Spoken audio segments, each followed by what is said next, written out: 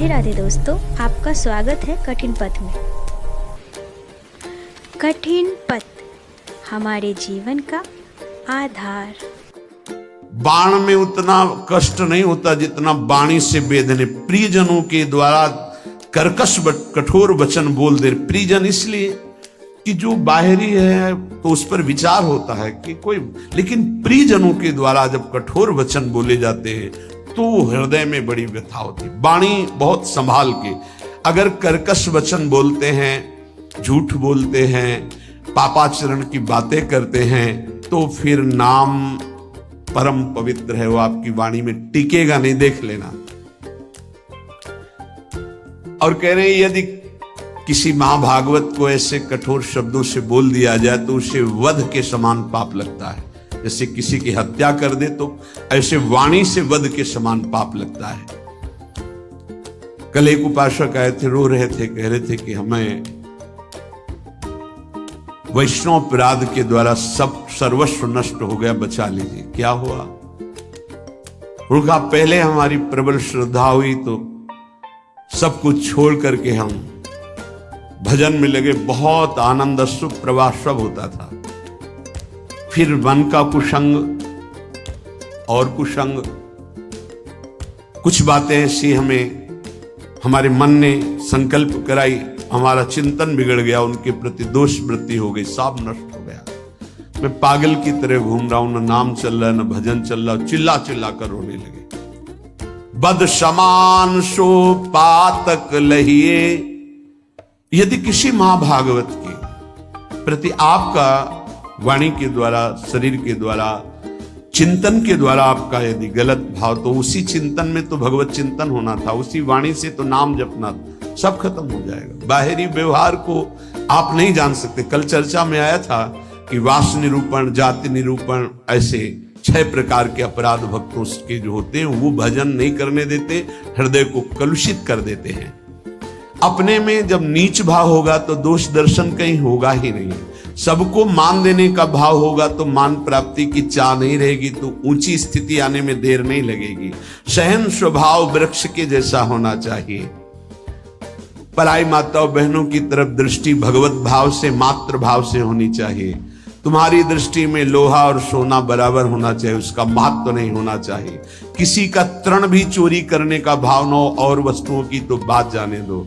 अपने हृदय में सदैव व्यवहार रखें। आत्मना प्रतिकूलानी परेशान न समाचार, जो तुम्हें अच्छा नहीं लगता वो दूसरे के साथ बर्ताव ना करे, तो तुम्हारे हृदय में जो नाम है वो अपना प्रभाव दिखाएगा।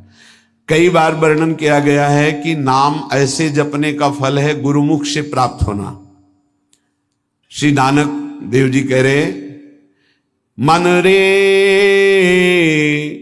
राम भगति चितु लाइए, गुरुमुख हुए नाम जपू हृदय, सहज से ती धरि जाइए। मन रे राम भगति चित लाइए। ऐ मन, जो सब में रमा है, कण कण में रमा है, उसमें अपने चित्त को जोड़िए और गुरुमुख होइए। गुरु की शरण में जाकर उनसे नाम लीजिए और इतना नाम जप कीजिए कि हृदय से नाम चलने लगे। भरम भेद भव कबहु न छूटसी, आवत जात न जानी, बिनु हरि नाम को मुकुति न पावसी, डूबी मरे बिनु पानी। नानक देव जी कह रहे, ये माया का भ्रम, इसके द्वारा प्रकट किया हुआ भेद, ये किसी और साधन से नहीं छूटता है। ये आवागमन चक्र से मुक्ति नहीं मिलती है। जो निरंतर नाम जपना स्वीकार कर लिया, वही इस माया चक्र से मुक्त हो जाता है। नहीं तो बिना पानी के डूब के मर गए। माया ने बिना पानी के डुबा के मार दिया। बिनु हरि नाम को मुकुति न पावसी, डूबी मरे बिनु पानी। धंधा करत सगल पति खोवसी, भरम न मिटसी गंवारा, बिनु गुरु शब्द मुकुत नहीं कवही, अंधले धंधु पसारा, अकल निरंजन शिव मनु मानिया, मन ही ते मनु मुआ, अंतर बाहर एको जानिया, नानक और न दुआ। आहा, कह रहे हैं कि प्रयास तो तू कर रहा है सुख के लिए, लेकिन पूरी आयु गंवा दिया, कभी सुख नहीं मिला, खाली धंधा तुम्हारा चलता रहा, फल कुछ नहीं मिला। क्यों? बोले बिना गुरु के ये तुम्हारी दुर्दशा हो गई। यदि गुरु का वाणी जो शब्द है उसको पकड़ लिया होता तो तेरी अब तक मुक्ति हो गई होती। अरे अंधे, ये माया की धुंध ऐसी फैली हुई है कि इससे निकल पाना बड़ा कठिन है। नाम का आश्रय ले ले, जो मायातीत है, निरंजन है, जो परम सत्य, वो तुम्हारे हृदय में बैठा हुआ है। यदि तू अपने हृदय में नाम चला ले तो तेरा परिचय बन जाएगा। फिर अंतर और बाहर जिधर दृष्टि जाएगी वो एक ही दिखाई देगा। नानक साहब कह रहे कोई दूजा नहीं है देखा है, जो बाहर है वही अंतर, जो अंतर वही बाहर है। पर नाम गुरु प्रताप से प्राप्त नाम, प्रभु का नाम और प्रभु अभिन्न रूप है। जैसे प्रभु में अनंत शक्ति है, ऐसे नाम में अनंत शक्ति है।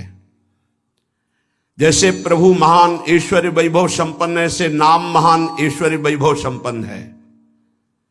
यदि किसी सम्राट के महान वैभव खजाने में असंख्य धन हो और आपको पता ना चले और आप उसी के पास रहते हो और एक एक रुपए मांगते हो, फुटपाथ में खड़े हुए, पास में खजाना जमा है, किसी वैभवशाली सम्राट का खजाना है,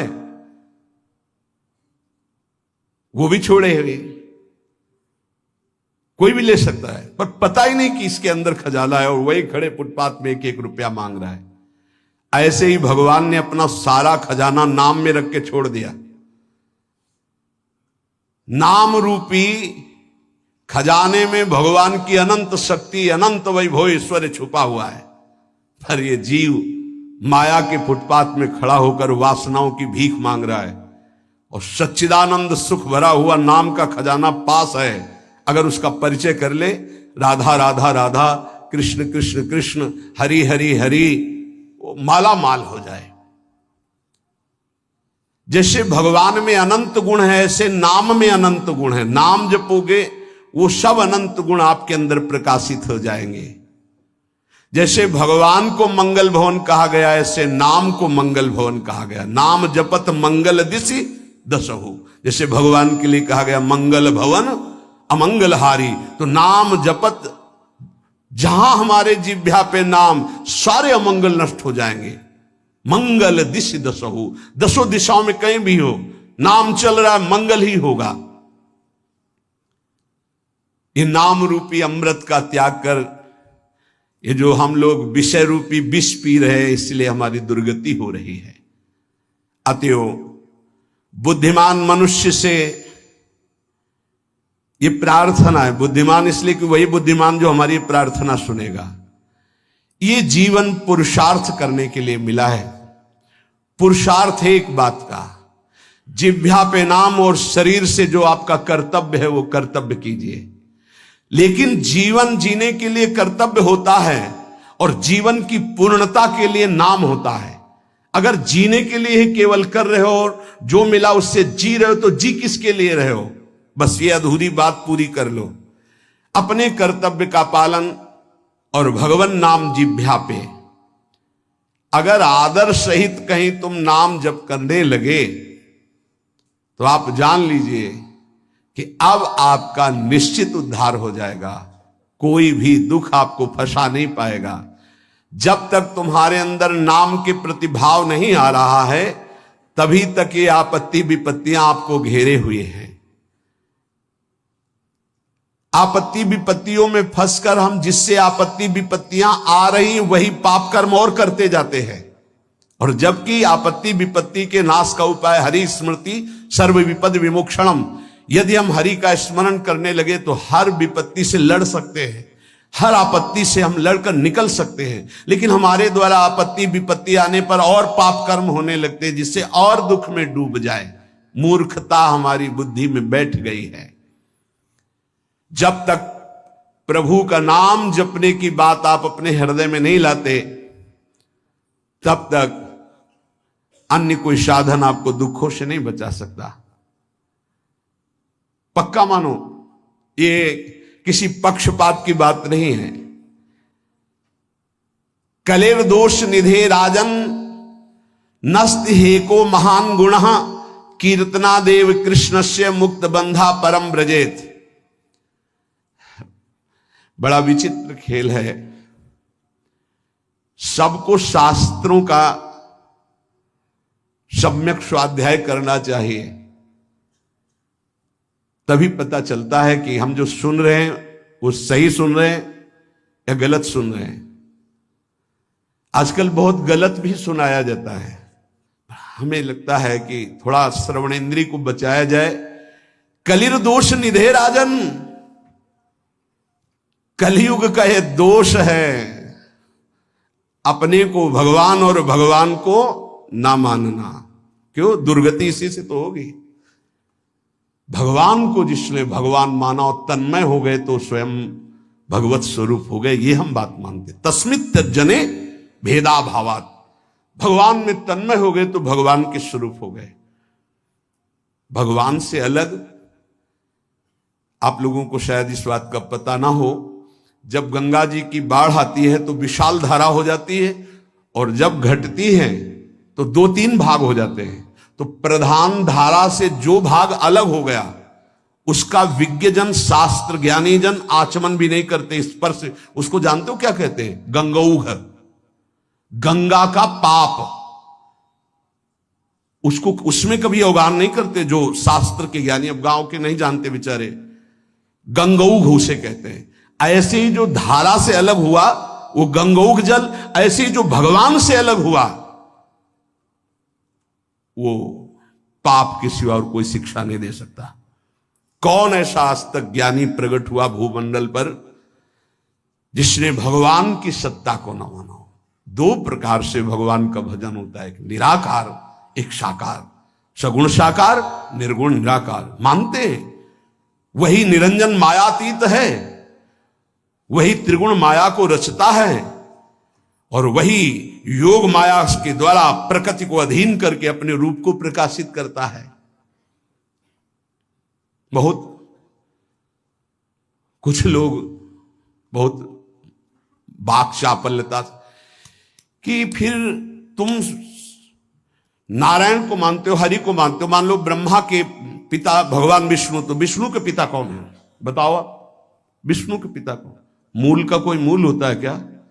श्री कृष्ण चंद्र जी गीता में कह ऊर्ध्व मूलो मधा शाखा। समझ में नहीं आ रहा?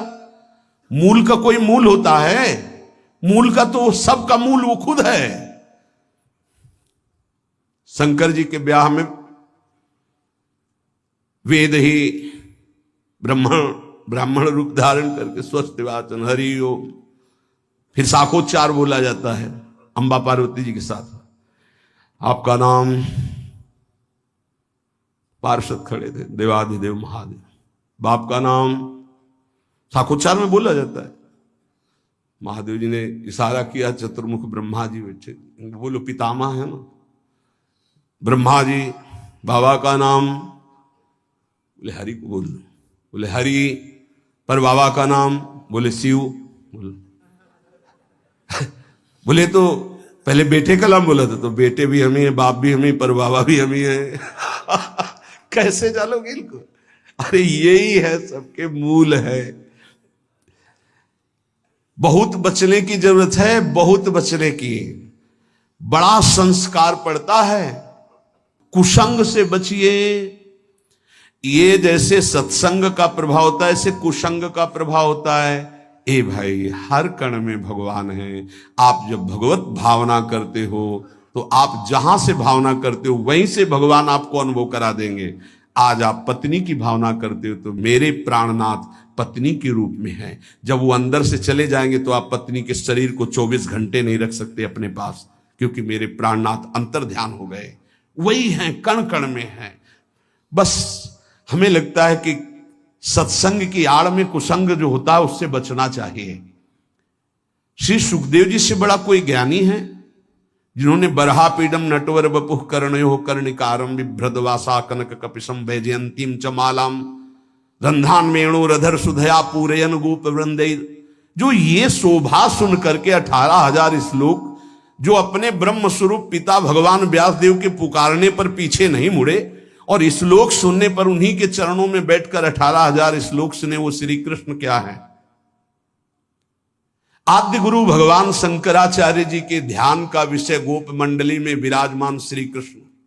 आप देखो उनके स्तोत्र पढ़कर, अरे वो जब राजा के यहां शरीर में प्रवेश करके और ये अनुभव करना चाहते थे काम सुख का कि कौन श्रेष्ठ है, जब प्रयाग में प्रश्न हुआ था, तब मोह मुदगल स्तोत्र की पहले रचना की थी कि ऐसा ना हो कि उस शरीर में जाकर आसक्त हो जाए, इसलिए भज गोविंदम गोविंदम भज मूढ़ मत। समझ में नहीं आता कौन सा ज्ञान आजकल प्रकट होता है कि भगवान को भगवान मानने में नहीं। बहुत विचित्र है, बहुत विचित्र, बहुत बच के रहना। श्रवणेन्द्री को कलेर दोष निधे राजन नस्ति हे क्रो महान गुणहा, इसमें सब दोष ही दोष का आपको मेला मिलेगा। महान गुण एक है, श्री कृष्ण कीर्तनस्य, नाम कीर्तन, नाम जप अगर नहीं है तो बुद्धि को शुद्ध करना है। कौन ऐसा है जो पर ब्रह्म परमात्म तत्व भगवान श्री राम श्री कृष्ण भगवान श्री शिव को नहीं जानता है? कौन ऐसा ज्ञानी आज तक हुआ? हमें तो ऐसा नहीं मिली। तदात्म भाव से ज्ञान में जो ये कहा जाता है मैं ही ब्रह्म हूं, ये भी भक्ति है। स्वरूपानुसंधान, तदात्म भाव, एक ही भाव, प्रभु में तन्मय भाव होकर के एक ही भाव से वो परम पद को प्राप्त होते। कोई निषेध नहीं है, सिद्धांत ये। बूंद कभी समुद्र नहीं बन सकती, पर समुद्र में गिर जाए तो समुद्र हो जाएगी, पक्का। आज तक कोई महात्मा सूर्य बन के दूसरा चमका हो तो हमें बताना। एक प्रकृति की रचना के नियम का कोई परिवर्तन नहीं कर सकता। तरंग लय हो गई समुद्र में, वो समुद्र ही है, इसमें कोई संशय नहीं। पर तरंग समुद्र की रचना कर दे, ऐसी आज तक कहीं कोई बात नहीं सुनी गई। हम ब्रह्माकार वृत्ति करके ब्रह्म स्वरूप में लीन हो गए, ये सत्य बात है। लेकिन जिस प्रकृति की रचना को तुम देख रहे हो उसी ब्रह्म का ये ऐश्वर्य है। भला इसका कोई परिवर्तन करके दिखा दे। बहुत बहुत चाहे जितना तपस्वी ज्ञानी ध्यानी, विश्वामित्र जी ने थोड़ा प्रयास किया कि नए स्वर्ग की रचना करके त्रिशंकु को भेजूंगा, वहां से धक्का लगा दिया। आज तक ऐसे हिलगा हुआ है त्रिशंकु, ना नीचे उतार पाए ना ऊपर भेज पाए। नई सृष्टि की रचना करना, लेकिन कौन कर सकता है? भगवान के सामने किसी की नहीं। उनकी इस प्रकृति का कौन परिवर्तन कर? ऐसे ऐसे महात्मा हुए, समुद्र को अंजुली में पी गए, लेकिन परिवर्तन कर सकते? रात दिन पूरी प्रकृति का परिवर्तन है। उस ब्रह्म का चिंतन करके उसमें लीन हुआ जाता है। इसका मतलब नहीं कि मैं ब्रह्म हूं और सब निंदा स्तुति करके भगवत विग्रहों की, भगवत अवतारों की, इनकी, ऐसा नहीं कि भगवत अवतार का उपासना करने वाला निराकार तत्व को नहीं जानता है, ऐसा ना समझा जाए। गोपीजन महाप्रेम स्थिति में है, इनसे बड़ा प्रेमी कौन होगा? सगुण साकार का, सगुण साकार का इनसे बड़ा प्रेमी कौन होगा? यथा ब्रज गोपिका नाम। और क्या बोल रहे? न खलु गोपिका नंदनो भवा नखिल देहिना मंत्रात्म दृक्। आप केवल यशोदा नंदन नहीं है, मैं जानती हूं आप सबके हृदय में विराजमान आत्म तत्व है। क्या आत्म तत्व? किस रूप में? निराकार, आप सबके हृदयों में विराज। कौन सा ऐसा भक्त है जिसको यह ज्ञान ना हो जाता हो? इसलिए सर्वेशाम भगवान नाम समानो महिमा पिचेत तथापि स्वाप्रियाणाम तो स्वार्थ सिद्धि सुखम भवेत। बहुत ध्यान से सुनना। विभिन्न रुचि लोकानाम क्रमात् सर्वेषु नामसु प्रीता संभवेत्तानि सर्वाणि शिव प्रियाणि ही। यद्यपि हमारे प्रभु के नाम सब महान महिमामय हैं। किसी भी नाम की कोई भी नाम जापक अन्य नामों की निंदा न करे, नहीं तो जो नाम जप करता है उसका प्रभाव नहीं पड़ पाएगा। सिद्धांत को समझिए। जो नाम तुम्हें गुरुदेव ने दिया है विशेष प्रिय हो जाना चाहिए, रुचिकर हो जाना चाहिए, उसी का जप और कीर्तन किया जाए। भगवान नाम सब कुछ इसमें भरा हुआ है। समस्त अभीष्ट मनोरथों की सिद्धि नाम जप से प्राप्त हो जाएगी। तो एक ही नाम रखा जाता है, बहुत नाम क्यों रखे गए? बोले विभिन्न रुचियों के कारण, विभिन्न भावों के कारण भगवान अवतार विभिन्न लेते हैं और उनके नाम भी भिन्न भिन्न होते हैं, लेकिन फल सबका भगवत प्राप्ति ही है। इसलिए जो गुरु नाम दे उसमें प्रियता करो, उसमें रुचि करो, उसको निरंतर जपो।